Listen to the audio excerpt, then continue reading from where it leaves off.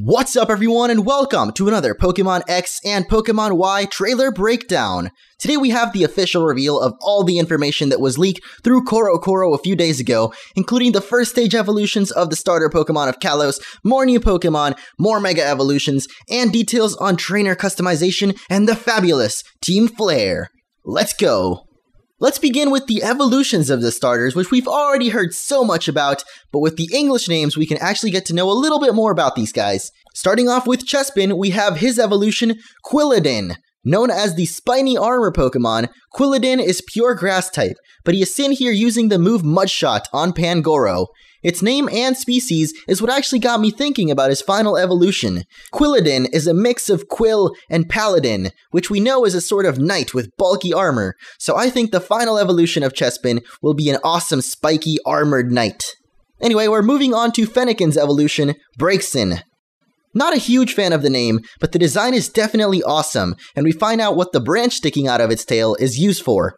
It's a wand, as we see him here using Psyshock with it.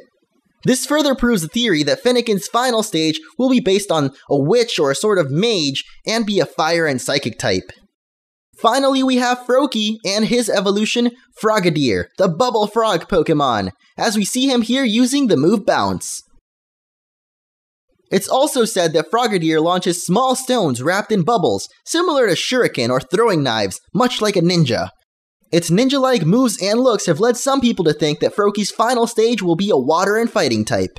Now this is a theory I've actually seen floating around a little and I think is awesome, in that Chespin's final form will turn into a knight, Fennekin into a mage, and Froakie into a rogue-like character, and I think it actually fits really well and it would be awesome. But next up in the trailer we've got the new fossil Pokemon for X and Y. First we have Tyrunt, the Royal Air Pokemon. This is a rock and dragon type, and has a new ability called Strong Jaw, which will boost biting moves like Crunch.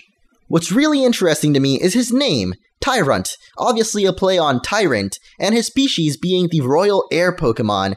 Sounds kinda mysterious, and leads me to believe that in his evolution he'll become some kind of badass King T-Rex Pokemon.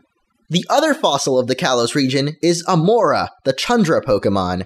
He is a rock and ice type, and also has a new ability called Refrigerate. This ability will turn normal type moves that it uses into ice type moves. Both of these Pokemon will be obtainable, just like in other generations, by restoring them from fossils at a place called the Fossil Lab, which something tells me will be located in the desert area of the Kalos region.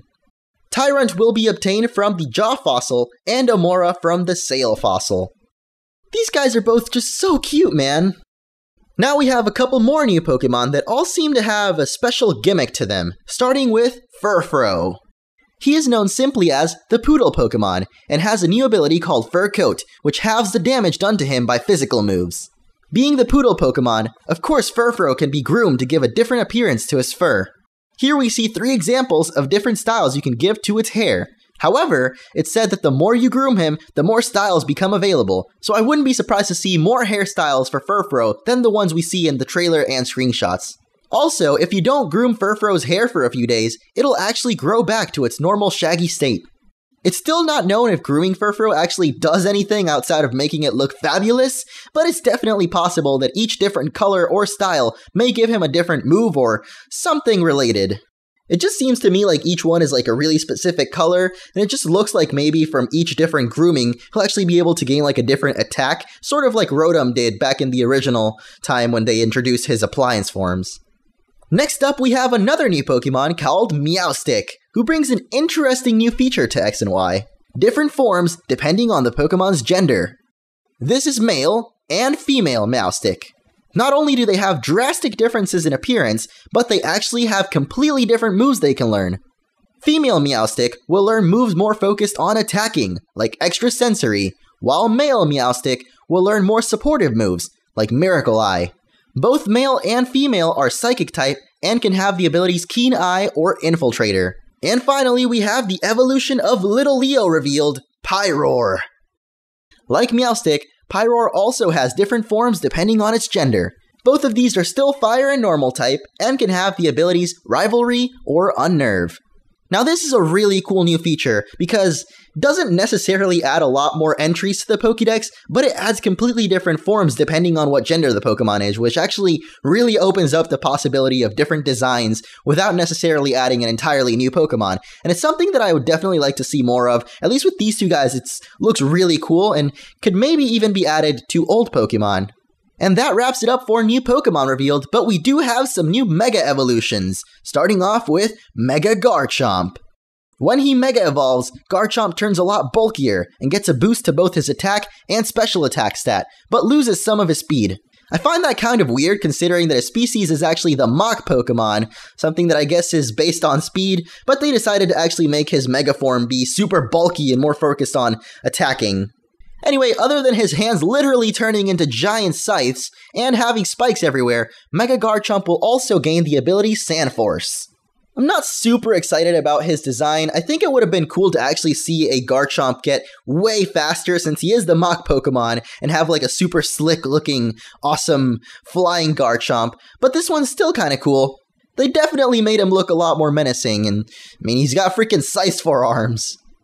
At first we thought it was a new Mewtwo form, then we found out it was a Mega Evolution, and now we learn it's actually one of two Mega Evolutions Mewtwo can have. We have the reveal of Mega Mewtwo X. Of course, this means that the one we saw before is Mega Mewtwo Y, and there'll be version exclusives to, the letter that they correspond to. Anyway, Mega Mewtwo X is the new guy on the block, and he actually turns Mewtwo into a Psychic and Fighting type.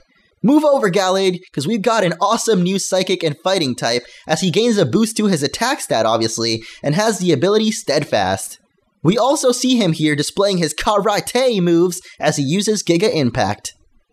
These are, of course, the first Mega Evolutions that we see are version exclusives, and just the first time a Pokemon has two Mega Evolutions. So not only is this a first generation where we see Mega Evolutions introduced, but we see a Pokemon that actually has two of them. Anyway, that wraps it up for new Pokemon and evolutions, but the trailer still has a couple of more awesome features regarding character customization, which we can see here. Trainer customization seems to be way more extensive than I think anyone really expected it to be. Throughout the trailer and these screenshots, we see super drastic changes in the character models. We already know that at the beginning of your adventure, stand in front of your mirror and you can choose your hair color and skin color, maybe even a little bit of your hairstyle. But throughout the game, you'll be able to use salons and boutiques to change outfits and hairstyle. It's said that there will be boutiques in many of the different cities you visit in Pokemon X and Y, with each of them having its own individual style. Now this just sounds awesome. We all knew X and Y would introduce custom characters, but I honestly didn't expect it to be this detailed. I mean, just look at how different each of these actually are. And the fact that there's different boutiques in, well, maybe not each city, but in a lot of different cities, which each of them having like their own little styles, just seems awesome. It'll keep your character different throughout the adventure because I guarantee you'll get to a new city, but you'll see like at least one little thing that you think, wow, this would look awesome, and you'll just making your character look different throughout the adventure. And from what we can see so far, you'll be able to at least customize your clothes, your shoes, your hat, accessories, and even their colors. The only thing I find kind of weird about all this is none of these screenshots or parts of the trailer actually show your in-game character wearing the different clothes. We see this weird, really tall model here, but never really the little chibi model that's shown in-game. Of course, in previous trailers, we've at least seen different hair and skin colors, and maybe even sometimes a character without its hat on, so I'm gonna assume that if they actually went all the way to provide this much character customization, they wouldn't make it so you can only wear it in this, like, big model here. Anyway, apparently related to character customization is this new character named Diantha, a movie star of Kalos who may sometimes even trade Pokemon with you. Though I'm not really certain if I would take too much fashion advice from her. Someone I would definitely take some fashion pointers from, though, is Team Flare. We've previously seen the Team Flare grunts looking super stylish, and now we have the reveal of the Team Flare scientist. These four sexy ladies, and the round guy here, are the driving force behind Team Flare. In other words, this guy here will most likely be the Cyrus or Archie and Maxie or Getsis of his generation. Apparently, Team Flare are not only looking for their own selfish gain as we've heard before, but they actually look to change the world.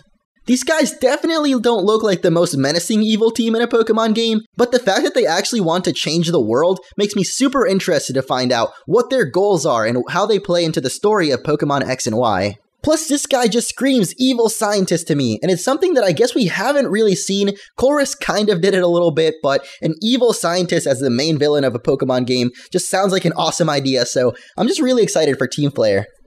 Anyway, that is going to be it for this video. Tons of new information, a lot of new stuff. Of course, the starter evolutions are looking really cool to me. Team Flare has actually reignited the flame. You see what I did there? That's just awesome stuff revealed, and this actually might be the last update we receive for Pokemon X and Y, with the game being only a month away. Actually, yesterday was literally a month away from release. I really don't think there's going to be that much more major information revealed for these games.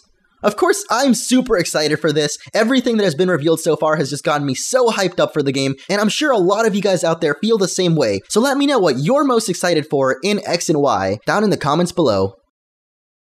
So that is going to be it for this video. If you guys enjoyed, be sure to leave a like, and I'll see you all next time.